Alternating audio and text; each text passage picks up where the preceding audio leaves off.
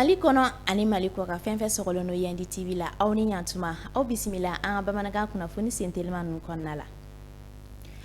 Benin jamana ɲɛmakura n'o o ye Romuald Wadagni ale ye taama kɛ ka na anw fɛ yan nɔ Mali la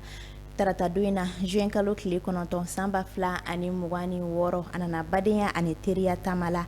A selen a kunbɛra an ka furancɛla fanga ɲɛma Général d'Armée Assimi Goïta fɛ ani o ye sigikafɔ caman kɛ ka baaraw kɛ a ka nin taama in bɛ don hakilina min kɔnɔna la o de ye Mali ale ni Benin jamana ɲɛmaw olu ka hakilina talen n'o o de ye ka se ka ni jamana fila ninnu ka baara ɲɔgɔnya an'u ka bolo di ɲɔgɔn ma ka fanga di o ma ani jamana fila ninnu denw ka se ka ɲɔgɔn dɛmɛ teriya ale ni badenya ko sabati olu ni ɲɔgɔn cɛ.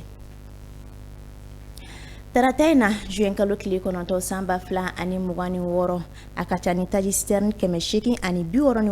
ye olu de sera Bamakɔ yan nɔ minnu bilasirala ko u dɛmɛ ka don an ka finitigilakaw olu ka lakana kɔnɔna la u selen an ka douane maaw ka taa fara an ka DGCC n'o o ye Direction Générale du Commerce et de la Concurrence n'o olu bɛ jagoko ɲɛnabɔli kama olu ka taa fara polisilakaw kan olu de farala ɲɔgɔn kan ka se ka fɛɛrɛw bɛɛ lajɛlen sigi sen kan walasa taji citerne ninnu bɛ se ka lasago k'u se u seyɔrɔ ɲumanw na. DGCC maaw ka fɔ la ko taji hakɛya min nalen filɛ nin ye o bɛna kɛ sababu ye ka se ka dɔ fara an ka station tajiw kan walasa jamana kɔnɔdenw olu kana tanya taji la an ka jamana kɔnɔna la.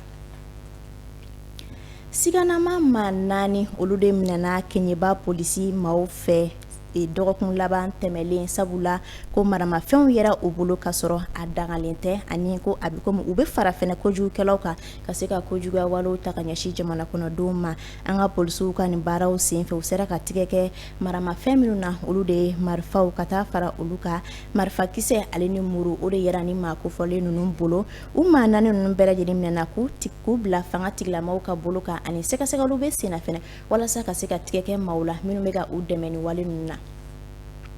An bɛ kuma farikolo ɲɛnajɛ ka kunnafoni sentelima ninnu kun cɛ Mali samata sɛgɛw olu ka dege karamɔgɔ kura n'o ye Anthony da Silva ale ye contrat signé ni an ka FEMA foot n'o ye Fédération Malienne de Football na ale bɛ yen nɔ an ka ballon-tɔnɔ olu ka ko ɲɛnabɔli kama contrat min ni a kuntala bɛ taa se san 3 ma a ye o de signé u ni ɲɔgɔn cɛ an ka nin dege karamɔgɔ kura in n'o ye Anthony da Silva ye ale ka baaraw bɛna kɛ min de ye o de ye ka se ka an ka jamana n'o o ye Mali ale ka qualifié ka taa CAN 2027 kɛnɛ kan ka tila ka se fɔ demi-finale kɛnɛ kan o tɛmɛnen kɔ ka bɔ yen nɔ kani mena da o kan an ka jamana ka qualifié ka taa o fɛnɛ kɛnɛ kan ka se ka finale la sɔrɔ ani coupe du monde mena kɛ 2030 a kan ka jamana qualifié fɛnɛ ka taa o kɛnɛ kan ni de ye a ka baaraba fanbaw ye minnu kalifara a la Fédération Malienne de Football fɛ.